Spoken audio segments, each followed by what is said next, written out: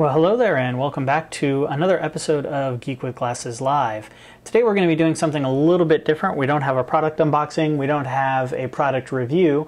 However, what we are going to do is probably a 2 or 3 part mini-series kind of outlining the differences between World of Warcraft, the most popular MMO that is out and available for you to purchase right now and play, and Lord of the Rings Online, which is considered the number 2 MMO right now, based on subscription. I believe that's how they're actually ranking them. I got those statistics off of the internet. I've been playing both of these MMOs for quite a period of time now. Actually, I played Lord of the Rings a little bit longer than I played World of Warcraft. However, during a down period and during a slow time of Lord of the Rings Online, I decided to pick up World of Warcraft back in 2005 and have been playing it ever since. And recently just made a new surge getting back in and getting my Warcraft character leveled up and ready for the new Cataclysm expansion that's due out hopefully sometime this year. So what I wanted to do is just basically kind of cover the 2 MMOs, and this isn't necessarily which one is better. The purpose of this video is to actually show you the similarities and the differences, kind of not necessarily the pros and cons, but the where they're very much alike and where they differ, and just to give you a general idea of what the games are like if you're playing one and maybe interested in the other one. Hopefully this 2 or 3 part series will help you make that decision and just give you a little bit of enlightenment towards the 2 games. A couple of the things that I want to actually cover while I talk about the game and show it to you here is I'm going to go and basically kind of talk about the similarities and the differences between questing, crafting, deeds versus achievements. I'm going to talk a little bit about legendary weapons in Lord of the Rings Online, the differences between instances and how you get your gear between the 2 MMOs, traveling from place to place on the maps, and some of the differences between PvP and housing that Lord of the Rings offers versus guild banks. And we're just going to kind of talk about some of those similarities. So first and foremost, you'll notice I'm actually running Lord of the Rings Online in a window here. They don't let me switch between applications when it's in full screen mode. So unfortunately, we're just going to do LOTRO in a window, and we've got Warcraft Online and in full screen mode. But what you'll notice first and foremost is the difference in graphics. You'll notice that Warcraft is a little bit more cartoony look. It has a little bit of a stylized, artistic look to it, and it actually represents the world really, really well. For those of you who ever played any of the actual Warcraft games, some of the original strategy-based games that Blizzard put out a long time ago, it does a great job of actually sucking you into the Warcraft 3 graphic engine that Blizzard came out with. Whereas if you look at Lord of the Rings Online, you get a little bit more of kind of a photorealistic look to the game. It utilizes DirectX 10, and you'll notice the shadowing behind me from the tree leaves. You get an actual real-life shadowing, and that shadow actually carries over onto the character utilizing some of those DirectX 10 technologies. So there's a couple of the differences. One of the things that I will say right off the bat is Lord of the Rings Online, to get decent frame rates, you definitely need a little bit more beefy of a gaming rig to play versus World of Warcraft, just based on those graphic engines. Now, there are some areas in Warcraft that definitely will tax your computer. Some of the new areas over in the Outlands, and most importantly Northrend, you're definitely going to see a little bit more taxing on your frame rates when you're playing the game. However, you'll notice some of those the basic differences there. Let's see, what else can we talk about real quick? So interface. A lot of people have questions about the interface. Is it different? Is it the same? How do the 2 games actually play? Well, you'll notice Lord of the Rings Online, we've got our main status bar down here on the bottom, and hopefully I've just got my camera pointed at the screen. Hopefully this is coming across. But you'll notice I've got action bars here. I've got action bars on the left and right that I can customize. I get a little bit more of a customization of where my buttons are going to be using Lord of the Rings Online than I do with Warcraft. But if you'll notice, I've got a map in the upper right. I've got quest logs right here on the right-hand side.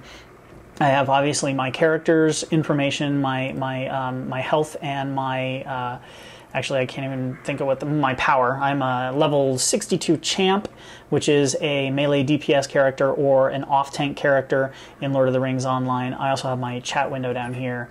And in Warcraft, very similar. I've got my health information, I've got my energy, I'm a level 80 rogue, I'm a combat rogue, which is melee DPS as well. It's kind of what I like to play.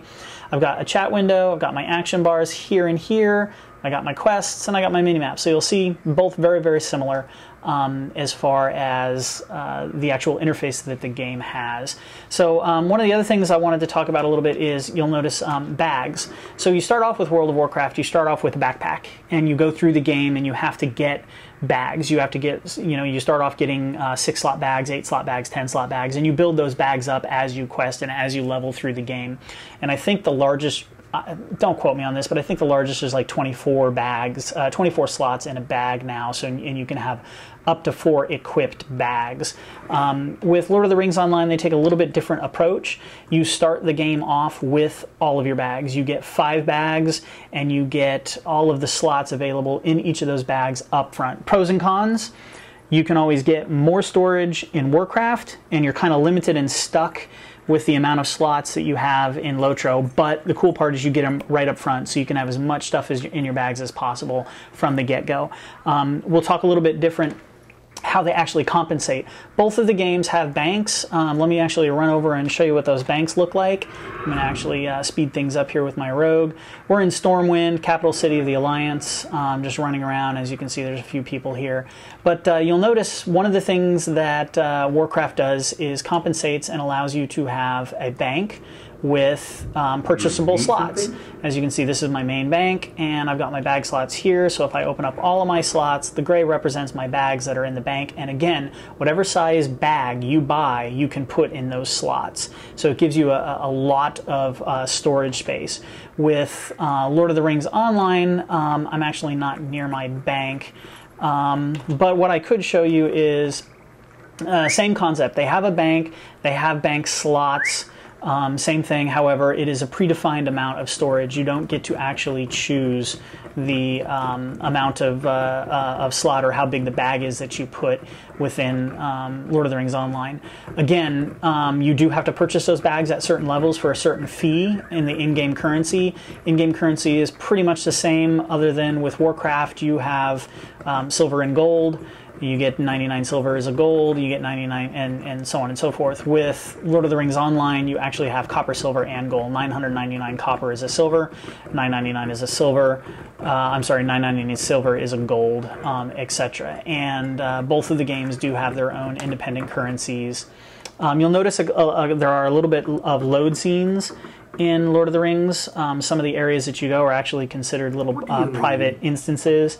As you can see right here are all of my bags and my inventory. I've got 3 chests unlocked. I have a total of 7 chests available with the amount of storage. So there's a little bit different. One of the things that I think I like, sorry about that. One of the things I like about Lord of the Rings also is you can have even more storage available to you if you are actually a high enough level to where you can own a home. And let me kind of zoom over to my home real quick and I'll show you what I'm talking about. Housing is actually a really cool feature, and I'm going to have to finish this video up pretty quick, and we'll move on to video 2 hopefully later or tomorrow. But within Lord of the Rings Online, when you reach a certain level, and I think the level was 20 or maybe it was 35, you can purchase a home. And these are private instances where you have a home and you have your own mailbox, you have a private port here, it's a safe area. The home is actually kind of cool. You go inside your house, and this is a place where you can kind of show off some of the things that you've done, some of the instances. Like this is a piece of gear that I won in an instance. This was a mob, one of the boss mobs from one of the instances is the Watcher, which is the big like a squid-like thing that hides outside of the Mines of Moria, and you can get his tentacles and they animate. So you can hang things up. You've got fishing in the game just like you have in Warcraft, and you can actually make your fish trophies in the house. But one of the most important things about housing in Lord of the Rings Online is additional storage space. We have some chests, and as you can see, I can store my my goods in this chest. And since I have a port back to my house anywhere in the Lord of the Rings world, I can very easily come on back to my house and have access to that additional storage on top of the bank and my own personal bags.